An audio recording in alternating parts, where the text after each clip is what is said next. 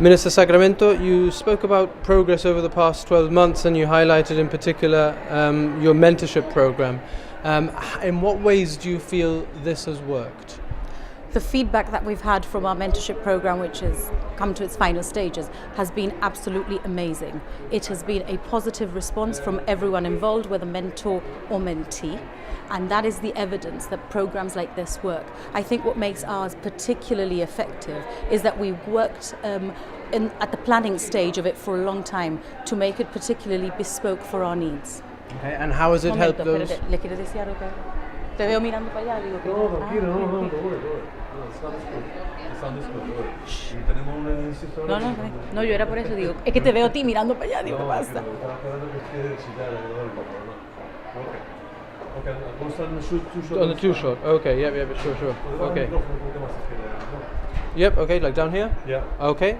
Ready? Yeah. We'll go in 3, 2, 1. And in what ways do you think the mentorship program has helped those involved? Well, certainly the mentorship program will have motivated mentees to aspire, and they will have had the benefit of the experience of their mentors. So that's just one of the aspects that they will have benefited from. There will have also been opportunities for further networking and for connections, which they would not have had available had it not been for the mentorship program. Okay, and you also mentioned having done some work to understand statistically what the pay gap in Gibraltar is. What is it? Well, we don't have the results of the gender pay gap survey yet, because this isn't something that's been looked at this level before in Gibraltar. That's why we've taken the step that we have. We want to be able to have the pure statistics that we need in order that we can inform ourselves properly and therefore formulate strategies on this basis. And the gender pay gap will serve us for two purposes. Not only to identify what it is that we have to do, but it will also give us a baseline and a measurable, which means that in 5 years' time and 10 years' time, we'll be able to mark the progress that we have made. And obviously I'm confident that given the strategies that we have, the ones that we already have in place and the ones that we're working on, because we're continuously working on improving our strategies, will give us the results that we want to give.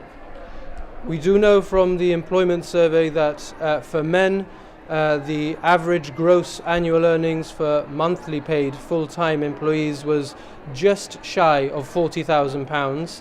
And for women, this is of course for October 2017, for women it was 30,700. So that's, by my calculation, a 22.5% difference. Yes, but those figures do not represent the gender pay gap. Those figures, when we distill those figures, we're able to calculate the overall earnings gap. And there's a difference in the way that these are calculated. From the information that we have, and we can distill the overall earnings gap, we know that the overall earnings gap that we have, our average earnings gap, is actually lower than the European average.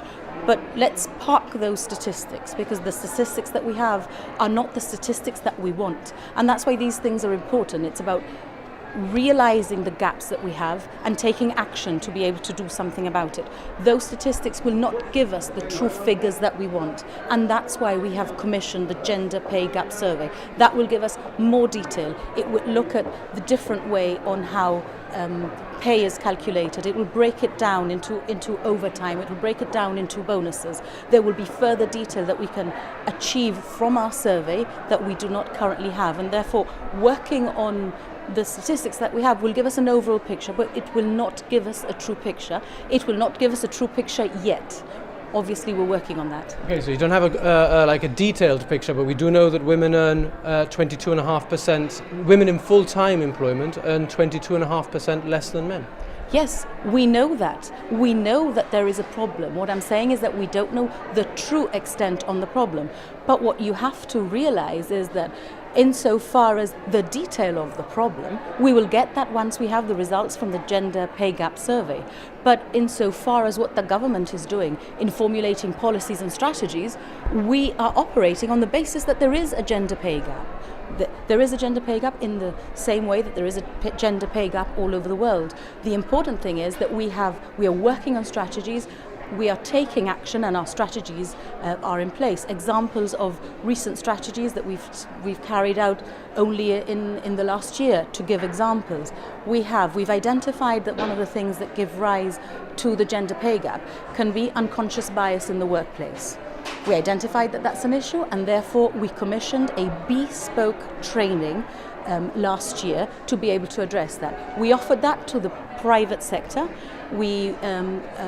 100 people from the private sector engaged in that training seminar for us. The people who engaged, and we did it through the GFSB and the Chamber as well, were people who are decision makers and policy makers, and it's for them to learn from that, take away from that, and be able to promote inclusion and equality and the progress of women in their workplace. But we didn't just deliver it to the private sector. We also delivered it in the public sector as well.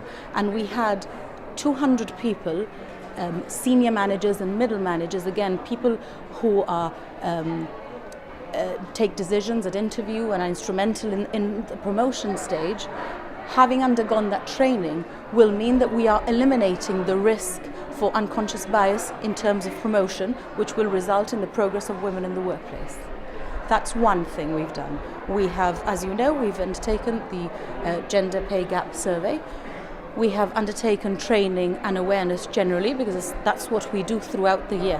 One of the points that I want to make, that yes, today we mark International Women's Day. It's important that it's a date that is marked because we commemorate achievements by women. We commemorate achievements for women that have permitted the progress of women throughout the ages, and that's why until we ensure that we have full equality, we will continue to mark International Women's Day. As a Minister for Equality and a lawmaker more generally, you have very significant power to try and tackle that pay gap. What legislative changes is your government considering? It's not something that we can look at to that extent until we have the results of the gender pay gap survey. These things, in order to be done properly, need to be done in order. The first step is to have your measurable and to quantify the extent of the issue, because it's not just a question of there being a differential in the pay. The gender pay gap is not the same as equal pay. That is covered. The gender pay gap is analysing why women earn less than men. Is it because of the sector that they work? Is it because of through lack of promotion? Is it because of different methods that they are paid as a result of the industry in which they work? These are all technical, complex issues and information that we don't have, because no one's ever considered this historically in Gibraltar. And the important thing is that we're now working to have a survey so that we can deal with the issue. Once we have the results from the gender pay gap survey that we can properly analyse, then we'll see what we have to do from there. It's not something that we can answer now because we don't have those specific details, but I reiterate that in terms of our policies, we are continuously working on policies and initiatives which we know give rise to barriers to the progress of women professionally. You haven't mentioned a barrier which a lot of people looking at gender inequality mention internationally, and I think also locally specifically, the fact that maternity leave is treated very differently to paternity leave. At the moment there is no paternity leave in law, and your government has been in power for 7 years. What have you done about that? Well, I've mentioned action that we have already taken in order to address the gender pay gap, and I have also said that there are other strategies and other policies that we are working on. Looking at the issue of maternity leave, paternity leave, indeed parental leave is another thing that we are already working on.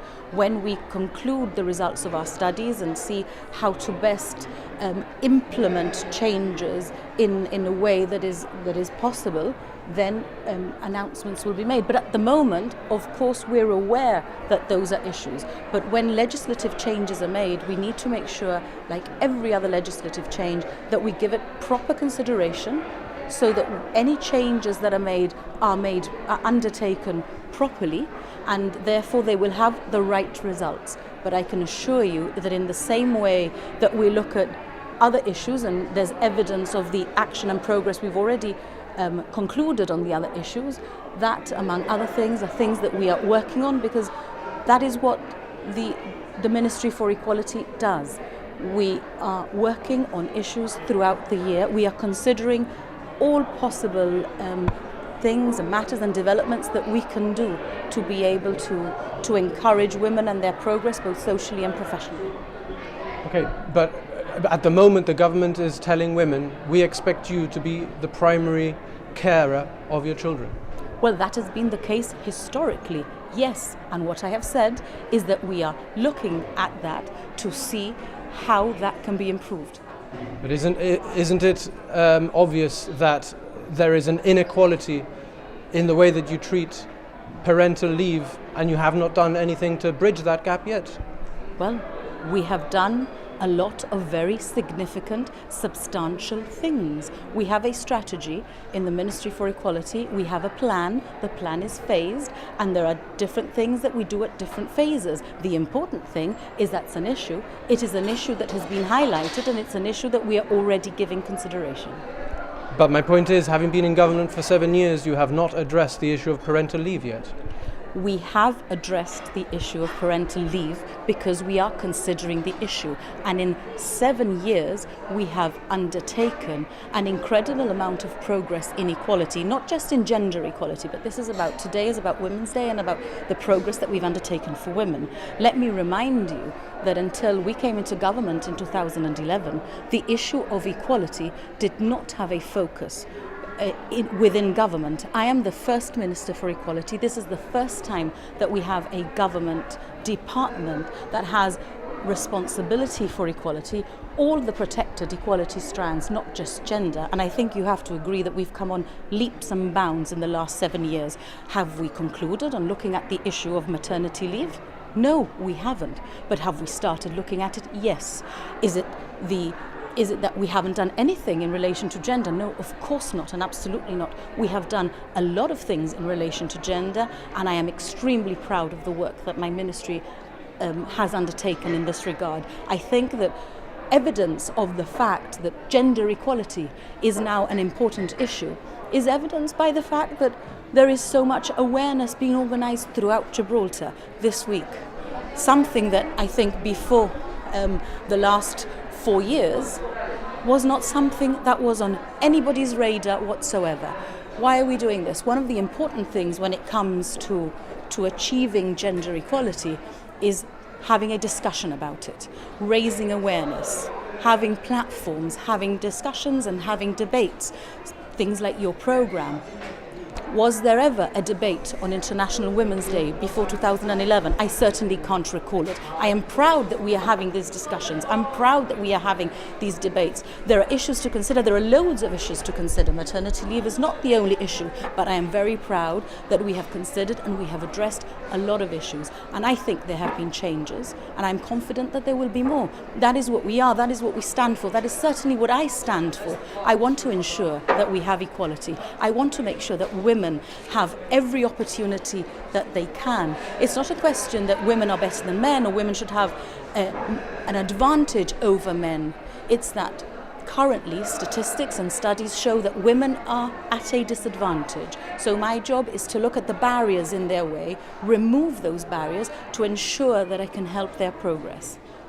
Apart from making laws, you're also the government, a very big employer. How do you treat the issue of parental leave as an employer? Parental leave or paternity leave already exists in government by way of policy. Paternity leave is available for fathers alongside maternity leave. It's also a matter of policy for employers who may choose to take up this policy and offer it to their employees. At the end of the day, there's nothing stopping at the moment employers from employing this as a policy. Is the approach equal to paternity and maternity? Because I think in the public sector you can get 2 weeks as a father or 6 months unpaid as a mother. Or 6 months paid as a mother. Hang on. No. Espérate. No, it's in addition to. It's not in substitution of. No, of course not. But my point is, Yeah. you're celebrating the fact that there is paternity leave, Yeah. but it's not equal leave to the mother. You're still expecting the mother to be the primary carer. Yes, but no one is suggesting that we're saying that it is. What I'm saying is that as a matter of policy, within the public sector, it already exists. That's what I'm saying. Unequally. Yes, Yes, it is. They are different concepts. Maternity leave is one concept, paternity leave is another concept, and parental leave, which is the shared leave, is another concept.